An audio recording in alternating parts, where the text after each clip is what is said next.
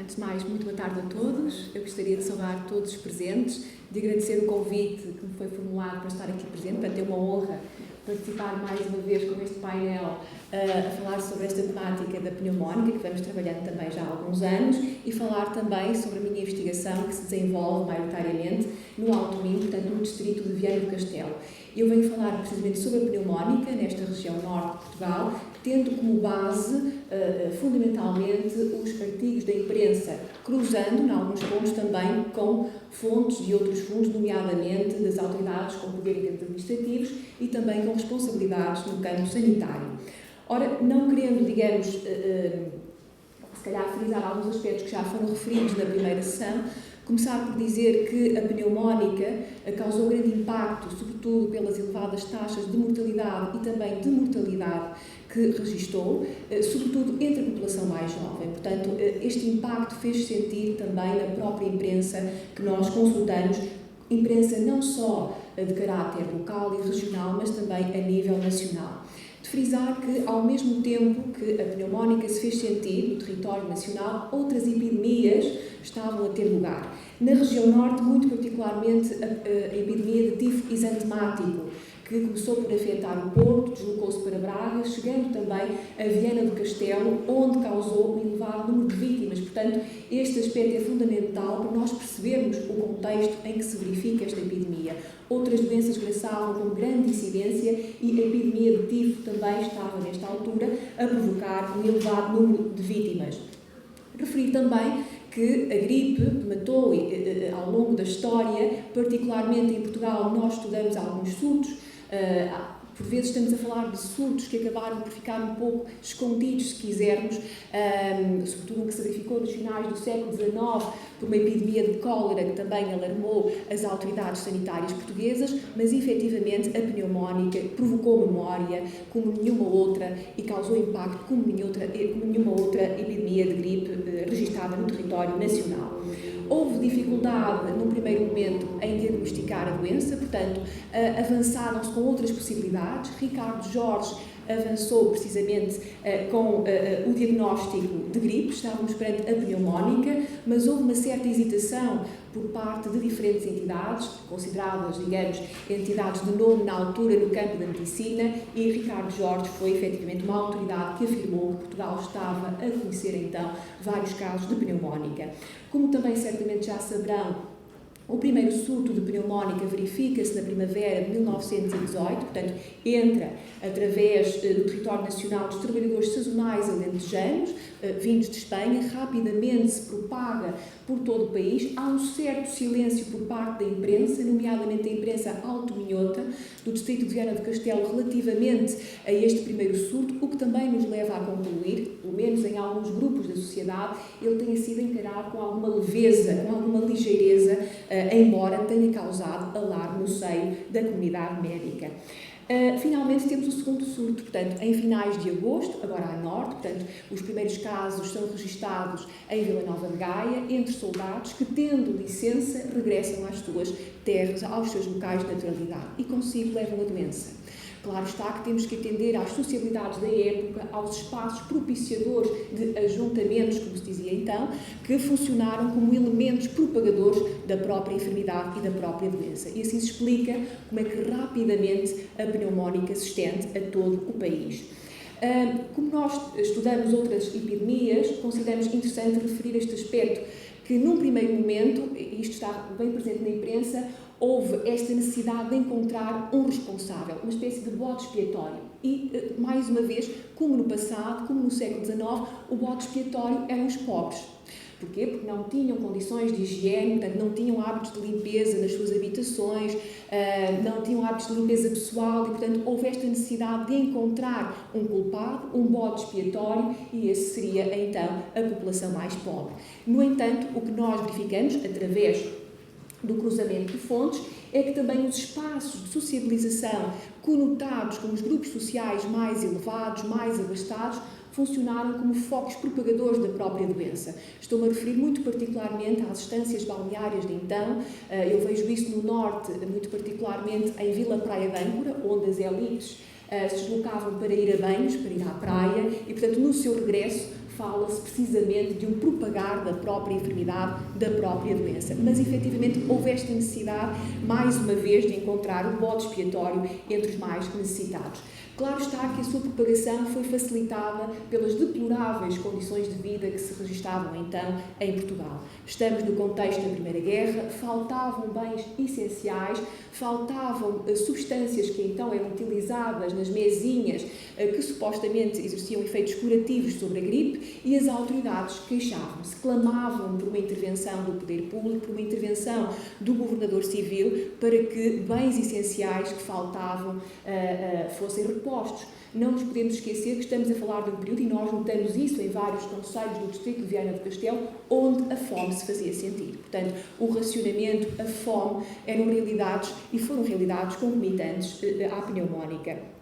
Portugal, que era então liderado por Sidónio Pais, não tinha só, digamos, este contexto de crise económica, tinha também, digamos, um outro contexto marcado pela convulsão social, pela revolta que se fazia sentir precisamente pela escassez de alguns bens essenciais, como arroz, açúcar, petróleo, azeite, e, portanto, não estamos num contexto fácil, o que ajuda a explicar também a propagação desta enfermidade.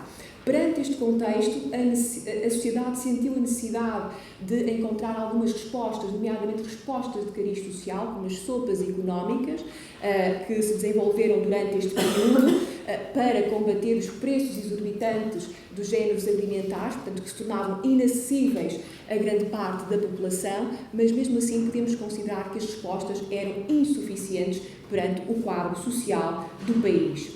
Também temos que entender um outro fator para explicar, então, a rápida propagação e a mortalidade causada por esta epidemia, que tem a ver com o desconhecimento que ainda existia relativamente à própria pneumónica. Portanto, esse desconhecimento relativamente à doença, ao seu desenvolvimento, acaba também por explicar, digamos, o seu caminhar e as suas consequências que foram nefastas no nosso território.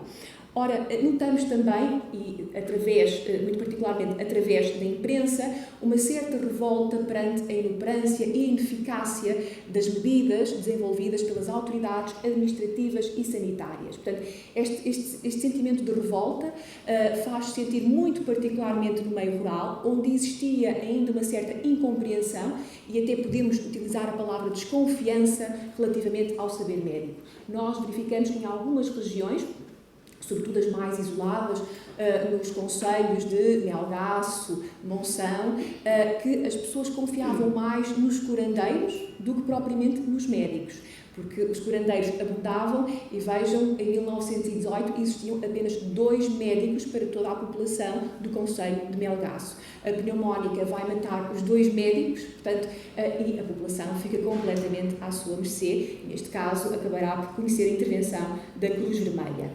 Ora, de ter também em conta que a sociedade reagiu perante as consequências sociais da própria pneumónica. Portanto, reagiu através, digamos, de um conjunto de respostas específicas, de forma a minorar os danos provocados pela pneumónica.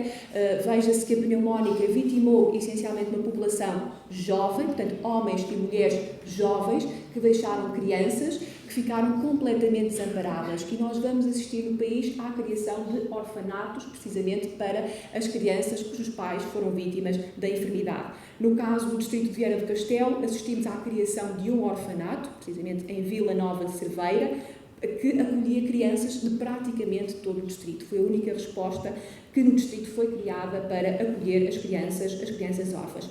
Antes de partirmos para o norte, portanto, rumo a Viana do Castelo, eu só trago aqui a situação, ainda muito brevemente, de Lisboa, para fazer uma comparação com aquilo que efetivamente se verificou no Alto Minho, portanto, no distrito de Viana do Castelo.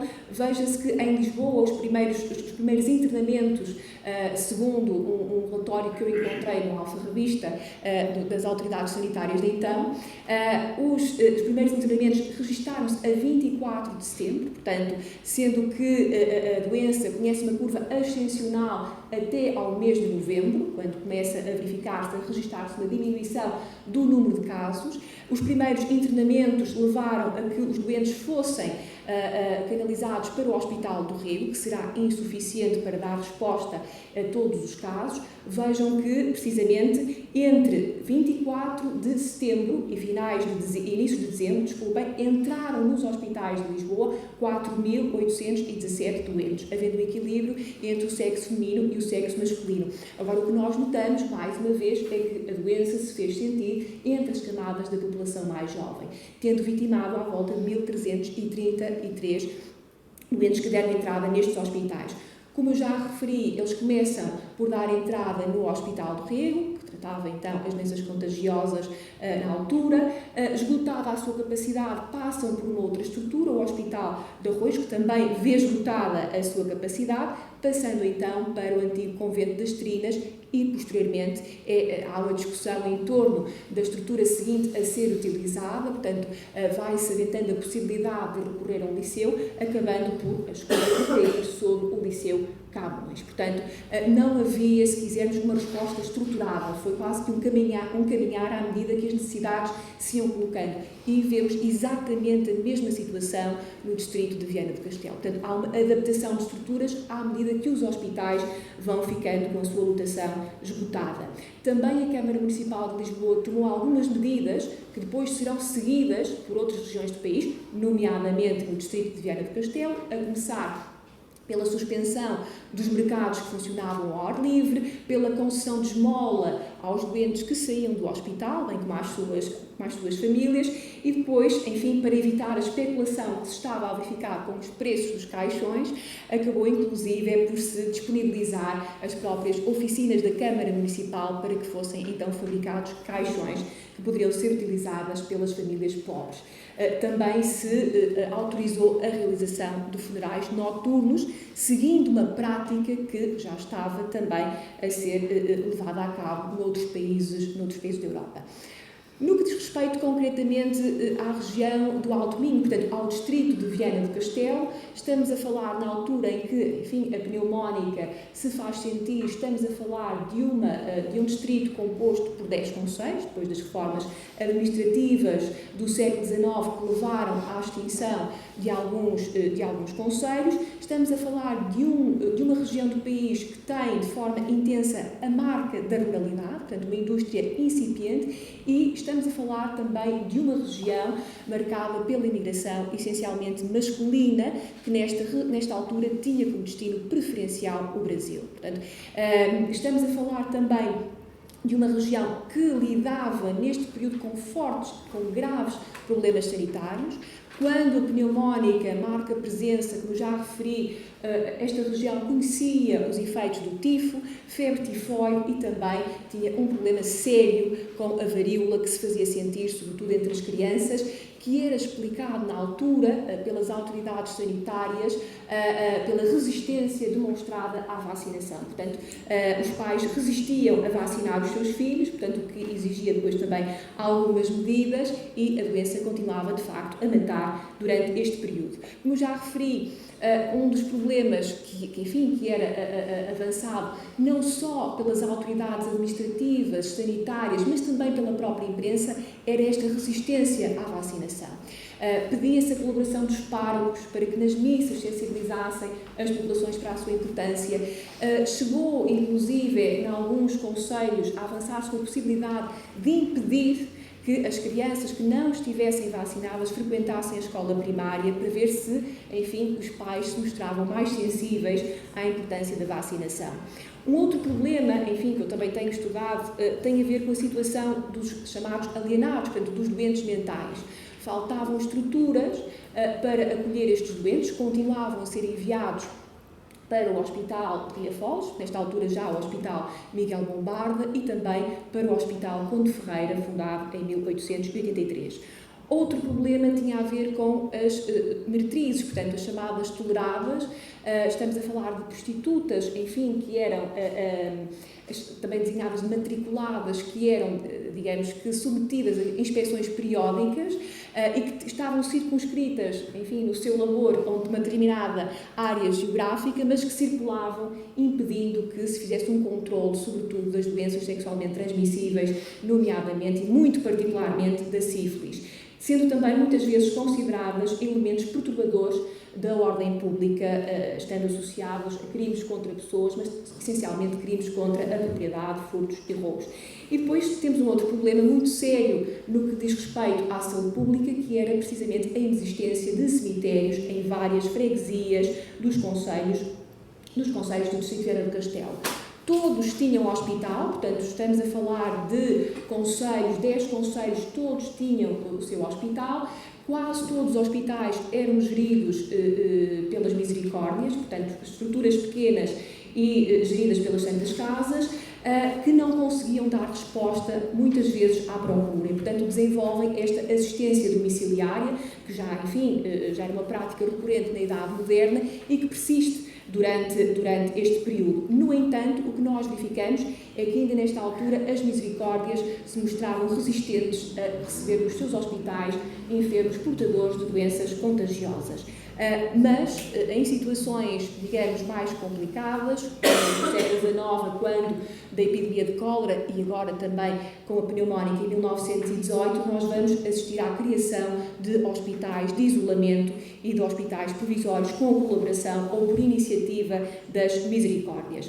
Portanto, quando a pneumónica chega, o que nós verificamos é que o combate à doença nesta região era dificultado por um conjunto de fatores, por um conjunto de elementos.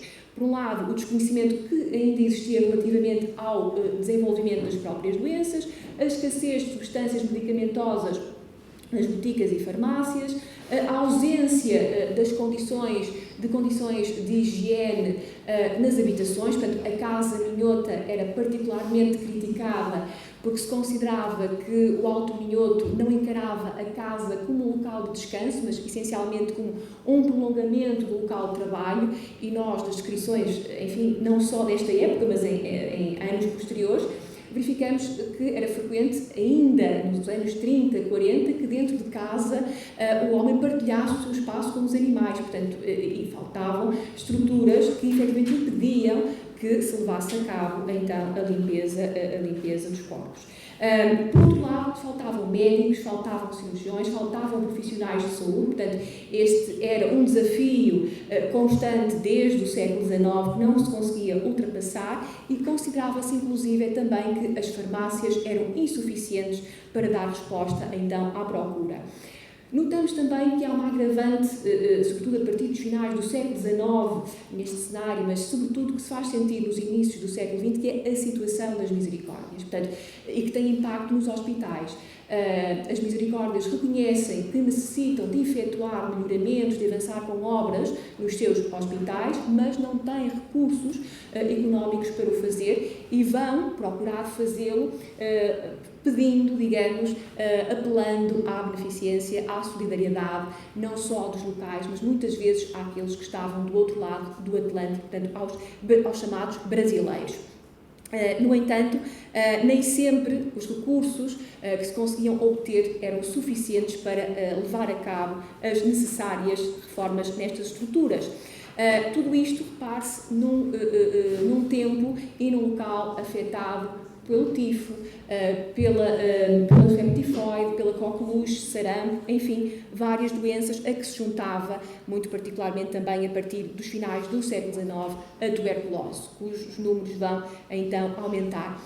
É este o cenário que nós temos quando chega a pneumónica, portanto, em setembro, diagnosticado o primeiro caso, os primeiros casos a 12 de setembro de 1918, faltavam estruturas físicas, faltavam recursos humanos e, simultaneamente, o que nos diz a imprensa é que muitas das intervenções nesta altura eram dificultadas, muitas das intervenções que as autoridades sanitárias procuravam levar a cabo eram dificultadas pela incompreensão das próprias populações, não compreendiam o alcance, a importância, o significado dessas medidas e simplesmente ignoravam. Portanto, e isto ajudou a propagação da própria doença. Por outro lado, também, em alguns concelhos, se criticava um certo laxismo das autoridades sanitárias, uma certa inoperância, digamos, a falta, digamos, de um comportamento mais, se quisermos, proativo por parte das autoridades junto das próprias populações. No entanto, a imprensa, quer a imprensa local, regional, nacional, vai fazendo este apelo, precisamente a que se verificasse uma mudança das mentalidades e lutando para que certas práticas mais antigas, práticas ancestrais, fossem colocadas em causa e consideravam que as autoridades sanitárias tinham uma palavra a dizer na mudança que deveria efetivamente ser levada a cabo. No que diz respeito à imprensa, nós, no caso do Alto Minho, assistimos ao surgimento dos primeiros jornais nos anos 50 do século XIX, portanto, alguns tiveram uma existência efêmera, 2, 3 números, outros, enfim, apresentam uma maior longevidade, o caso, por exemplo, deste jornal Cardeal Saraiva. Sabemos que as taxas de analfabetismo durante este período impediam que muitos conseguissem, digamos, assistir ao jornal, mas sabemos também que era uma prática recorrente a leitura em voz alta do jornal nos espaços públicos, portanto, o que fazia com que as pessoas conseguissem, apesar de não saberem ler, conseguissem então ter conhecimento das notícias que circulavam nos periódicos de então. Claro está que quando dos momentos de epidemia, portanto, quando as doenças adquiriam maior impacto junto das comunidades, crescia o interesse por seguir aquilo que se dizia nos jornais, por seguir aquilo que estava escrito nos periódicos de então, e sabemos que, efetivamente, a imprensa vai dando conta das preocupações das populações e dos medos quando da chegada da pneumónica. O que nós notamos, no caso, muito particularmente, da imprensa desta região, portanto, do Alto Minho, dos vários periódicos que nós consultamos, é que a imprensa desempenhou aqui um papel essencialmente de pressão sobre as autoridades médicas, sanitárias, dando, por exemplo, constantemente exemplo daquilo que se fazia noutros países, portanto, criticando aquilo que se fazia em Portugal, aquilo que as autoridades sanitárias estavam a realizar, dando como exemplo, enfim, aquilo que se fazia na vizinha Espanha. E, por outro lado, sabemos que foram também importantes para criar, digamos, uma espécie de uma opinião pública sobre aquilo que se estava a fazer para combater a pneumónica. No que respeita ao distrito de Viana do Castelo, muito particularmente, nós notamos a existência de 3 tipos de artigos, enfim, incidindo sobre a pneumónica, através, lá está, de jornais pertencentes a diferentes concelhos. Por um lado, nós temos notícias que, e são estas a maioria, que fazem o acompanhamento da enfermidade, portanto, quase diário, vão dando conta do contexto a nível local, a nível nacional, vão dando conta da progressão da própria doença e, inclusive, vão fazendo muitas vezes a comparação com aquilo que está a acontecer noutras regiões e noutros pontos da Europa. Depois temos artigos que vão incidindo sobre os remédios, sobre as curas, mesinhas, tratamentos que vão surgindo, e depois temos também uma outra tipologia de artigos, estes mais críticos, e normalmente estamos a falar até de colunas de opinião que falam sobre precisamente a atuação dos responsáveis políticos, dos responsáveis médicos sobre as medidas tomadas. Portanto, basicamente foram estes os artigos que nós analisamos, portanto, encaixando nestas 3 tipologias.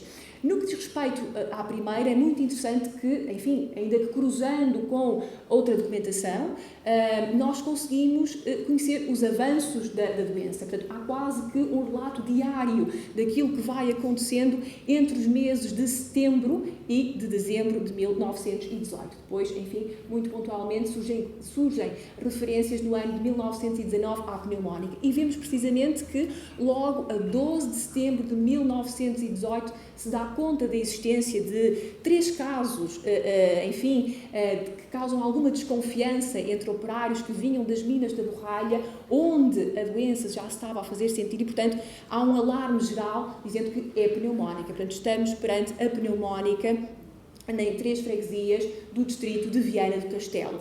Ao mesmo tempo, já o jornal de Paredes de Coura dava conta precisamente de que a doença estava em Amarante, portanto já não estava muito longe e rapidamente podia chegar ao Alto Minho, e isto gerava de facto uma ansiedade e o medo das próprias populações na forma como inclusive as notícias eram redigidas. Olhando, enfim, ainda que não de forma muito incisiva sobre cada um dos concelhos, a pneumónica não se fez sentir da mesma forma em todos os concelhos do distrito de Viana do Castelo, sendo que, segundo, enfim, alguns autores, este foi um dos distritos onde ela se fez sentir de forma, digamos, mais leve, não foi aquele que conheceu, digamos, o maior impacto, nem de perto nem de longe, da pneumónica. No entanto, a situação, nós analisamos concelho a concelho, a situação é muito desigual. Portanto, nós vemos, por exemplo, Monção, que foi efetivamente um concelho muito afetado pela pneumónica. Nós aqui estudamos não só as notícias dos jornais, mas também estudamos o hospital, portanto, analisamos os doentes que entraram neste hospital entre 1861 e 1926 e, curiosamente, registramos que há um aumento do número de doentes, muito particularmente em outubro de 1918, no entanto, não é um aumento exponencial. O que nos leva a uma outra questão, porque é que as pessoas não iam para o hospital? Portanto, porque as autoridades faziam referência a isto, as pessoas não vão para o hospital e isto está, digamos, a dificultar, as autoridades médicas faziam referência a isto. Isto está a dificultar a nossa atuação. Enfim, nós avançamos com uma possibilidade que tinha a ver com a imagem que ainda existia do hospital deste período. O hospital é para pobres, miseráveis, desamparados, quem não tinha família, se quisermos, portanto, quem tinha algum poder económico, quem tinha acompanhamento familiar, ficava em casa. Portanto, e os médicos aludiam a esta situação, portanto, e procuravam impedir que ela sucedesse, mas, efetivamente, nós encontramos esta resistência noutras localidades. Portanto, encontramos aqui esta contradição. Por um lado, os hospitais estavam cheios, mas simultaneamente aludia-se à resistência das populações em ingressar no espaço hospitalar. Portanto, porque havia esta imagem, digamos, do hospital. Os primeiros casos fazem sentir em setembro, logo nos inícios, sempre como eu já referi, mas rapidamente ela se vai propagar a todo o distrito. Enfim, não nos podemos esquecer, estamos no Alto Minho, como eu referi, estamos a falar de uma região essencialmente rural, portanto é a altura das colheitas, que proporcionavam a reunião de pessoas. Estamos também a falar de um período onde ainda se verificavam algumas festas religiosas, romarias, e tudo isto ajudou então à progressão e à disseminação da própria doença.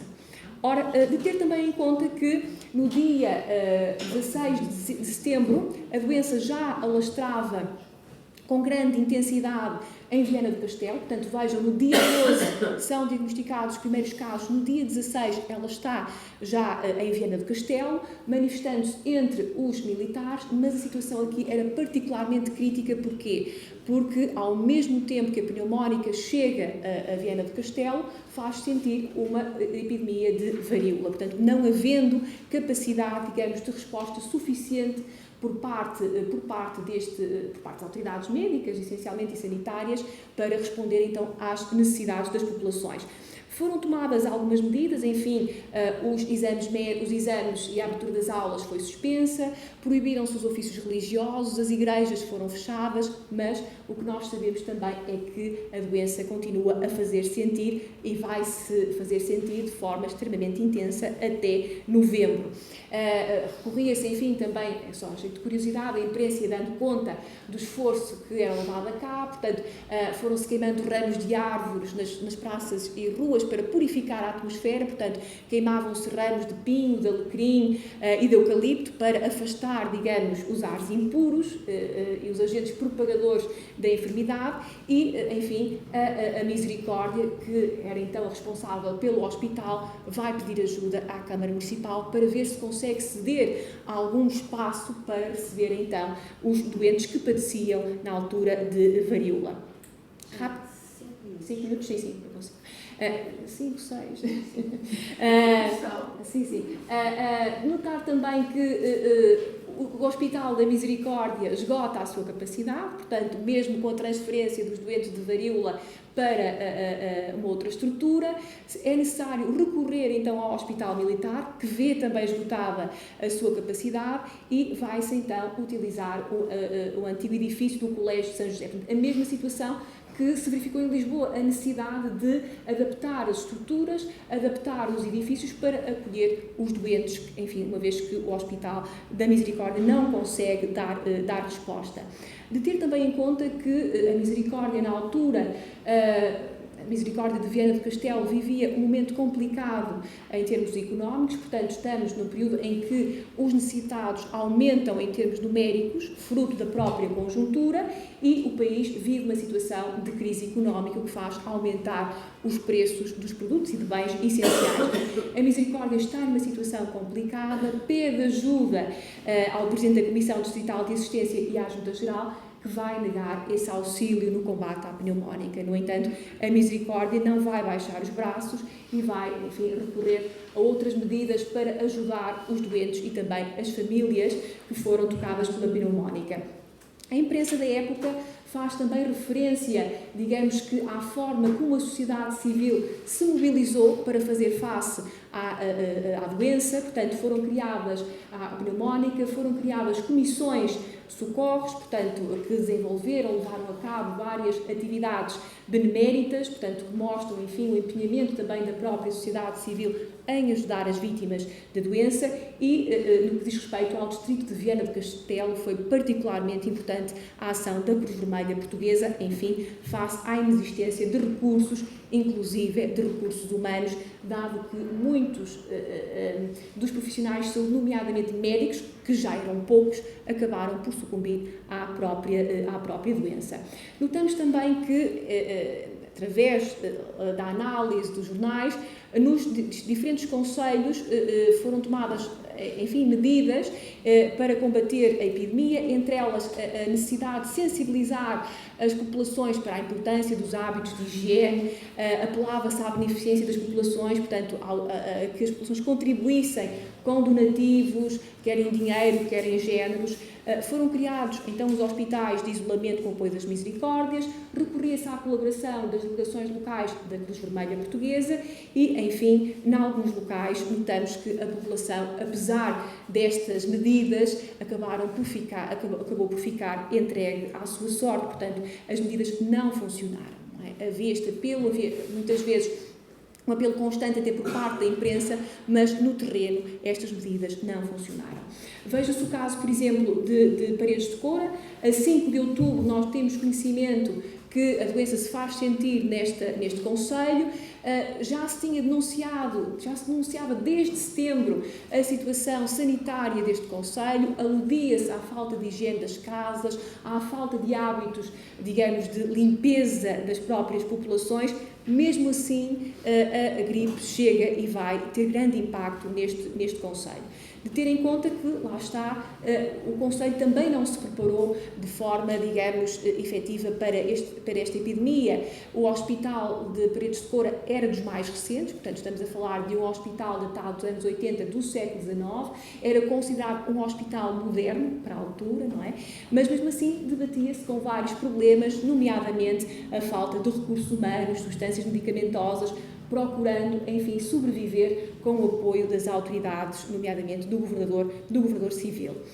Ora, no caso de Ponte Lima, também foram tomadas algumas medidas não suficientes para evitar e para controlar, se quisermos, a pneumónica. Sabemos que nesta localidade foi fundado um hospital provisório, portanto, a Casa Hospital das Pereiras, que contou com vários apoios, incluindo de várias personalidades locais, Câmara Municipal, Misericórdia. Portanto, procurou-se, de facto, criar uma estrutura que recebesse as vítimas da pneumónica, que chegou a funcionar, mas mais uma vez, e segundo os jornais, para o seu funcionamento foi essencial a ação da Cruz Vermelha. Portanto, foi no fundo quem veio em socorro, se quisermos, das populações desta região.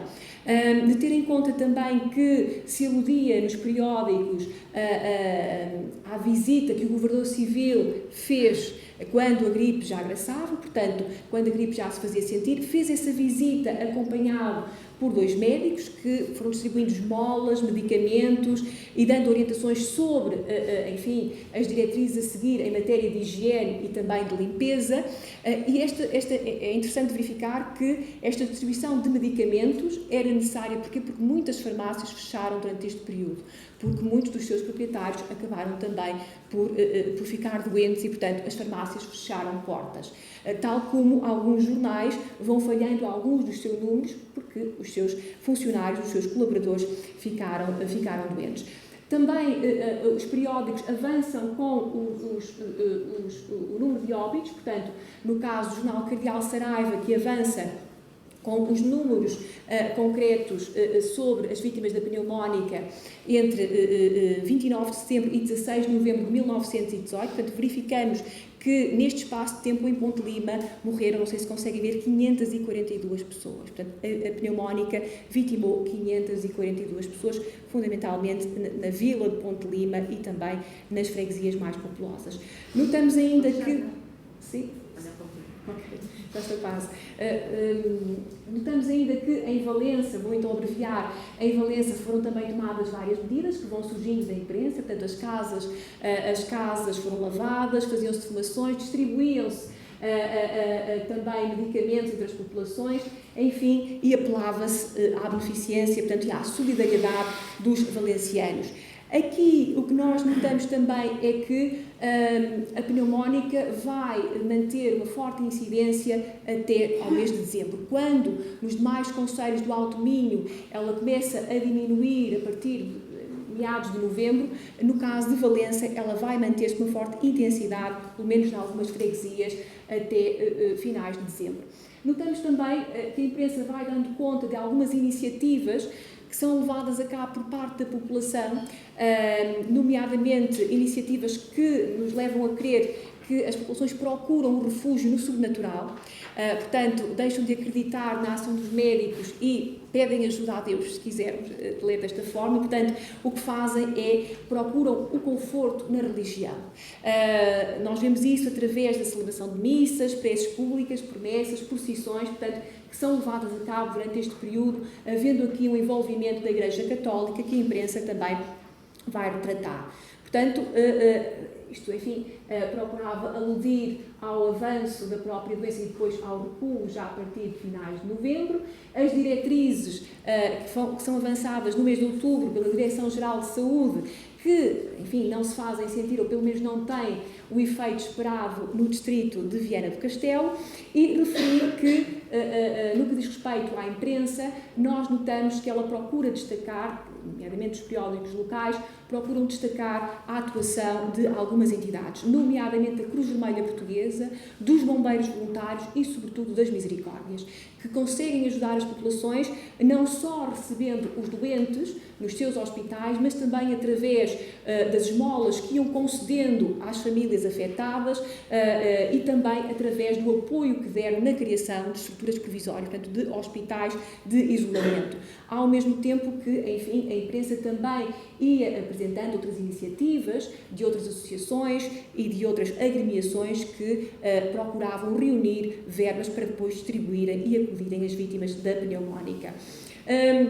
Notar ainda que a reduzida dimensão dos hospitais não era algo que fosse ignorado pela imprensa, portanto a imprensa faz referência à falta de estruturas, ao estado dos hospitais e à necessidade de intervir, bem como, isto não tanto a imprensa, mas mais as autoridades médicas, esta resistência das populações em procurarem os hospitais como espaço para, enfim, tratarem a pneumónica. De ter em conta também a inexistência de cemitérios, como eu já referi. Aqui sim a imprensa vai dando destaque a esta situação, dá conta da abertura de valas para enterrar os mortos, na medida em que estes se vão avolumando nas morgues dos hospitais. Falam também da necessidade de se avançar com os cemitérios, dado que os mortos continuavam a ser enterrados nos adros das igrejas, sendo constantemente abertas novas valas, fazendo com que corpos em decomposição ficassem expostos, o que constituía um perigo para a saúde pública. No entanto, notamos também que esta necessidade de enterrar os mortos tão rapidamente fazia com que as populações não tivessem, e sobretudo as famílias, não tivessem tempo suficiente de se despedirem de forma digna dos seus entes queridos. Portanto, falando depois também de algumas, a imprensa refere a algumas iniciativas, nomeadamente os banhos de precatórios que se faziam em benefício dos pobres. passando um pouco então à frente, ainda só para terminar, quase a terminar. Já. Sim, pronto, só referir que efetivamente a imprensa almanhota a imprensa local só começa a fazer referência à pneumónica a partir do segundo surto, portanto nós só muito pontualmente encontramos notícias para o mês de junho, estas começam a surgir em grande número a partir do mês de setembro e que efetivamente se vai também sobretudo dar conta, digamos, do progresso e depois do retrocesso da doença e também, enfim, dos tratamentos que vão surgindo, não só em Portugal, mas sobretudo avançados por médicos estrangeiros, bombons balsâmicos de chocolate, enfim, também a necessidade de repouso, de não se visitarem, também a necessidade de não se visitarem os doentes durante os primeiros tempos da doença, portanto, procurando cuidar pelo seu isolamento, a visibilidade que foi dada, então, às iniciativas particulares, portanto, envolvidas, como já referi, por várias entidades e, enfim, então, para terminar, referir que a imprensa constitui efetivamente um veículo importantíssimo na divulgação de várias iniciativas, sendo que ela própria também tomou iniciativa para ajudar as vítimas. Portanto, o caso do Diário de Notícias, que tomou a seu encargo todos os dias adquirir senhas nas cozinhas económicas para serem distribuídas pelos enfermos, portanto, não só divulgava, como também tomava a iniciativa para ajudar as vítimas da pneumónica, faz também referência a iniciativas que são levadas a cabo no pós-pneumónica, enfim, para recompor a situação. E só mesmo para terminar, dar conta de dois aspectos, enfim, que poderiam ser estudados, que eu ainda não analisei, que tem a ver com a publicidade, que nesta altura já ocupava um número apreciável de páginas dos periódicos e que neste momento começa a ser direcionada para as doenças do foro respiratório e as colunas necrológicas que vão dando conta, digamos, do novo quadro de mortalidade provocado pela pneumónica. Portanto, a gripe regressa depois ao Minho em 1919, de forma muito pontual, e, portanto, mas disso também se dá nota. No entanto, depois de 1919, o que nós notamos, porque continuamos a estudar a imprensa para estudar outras enfermidades e outras epidemias, o que nós notamos é que, ao contrário, enfim, de outras doenças, cai uma espécie de manto de silêncio sobre a pneumónica. Nunca mais se faz referência à pneumónica na imprensa local e regional. Claro está que isto não significa um total esquecimento da mesma, porque ela, e nós vemos isto através, enfim, dos contactos que vamos estabelecendo através do estudo que realizamos, ela permanece naquilo que é uma memória individual e, sobretudo, uma memória familiar. Muito obrigada.